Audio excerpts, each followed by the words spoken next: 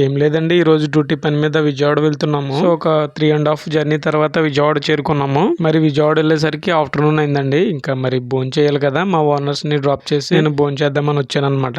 ఏంటి self service చేసుకుంటున్నాడు అని అనుకుంటున్నారా? అవునండి, ఇక్కడ సెల్ఫ్ సర్వీస్ అనమాట. అంటే సెల్ఫ్ సర్వీస్ అంటే హోటల్ అనుకున్నారేమో. హోటల్ కాదండి, ఇది ఒక హాస్టల్ అనమాట. సో మరి కాలేజ్ క్యాంటీన్ లో అయితే ఇలాగే సెల్ఫ్ సర్వీస్ ఉందన్నమాట. మరి వేరే కాలేజీలో ఎలా ఉంటుందో తెలీదు. వెజ్ బిర్యానీ, మీల్స్, అలాగే కర్రీస్ ఉన్నాయన్నమాట. తర్వాత పెరుగు చట్నీ, దాంతో పాటు చట్నీ ఏదో ఉంది. మరి చదువు కోసం వెళ్లి హాస్టల్ ఉంటున్న పిల్లల్ని చాలా గ్రేట్ అని చెప్పాలి. ఒక్క రోజుకే నాకు చాలా తేడా తెలిసింది. సో అలవాటు లేకపోవడం వల్ల అలా అనిపించిందేమో. అయినా మన ఇంట్లో ఉన్నట్టు ఉండదు కదండి అక్కడ. సో ఇంకా తినేసి కార్ దగ్గరకు వచ్చేసాను. బయట చాలా వేడిగా ఉందండి విజయవాడలో. సో ఇదండి మరి ఈ రోజు మన డ్యూటీ విశేషాలు. ఇక ఉంటానండి.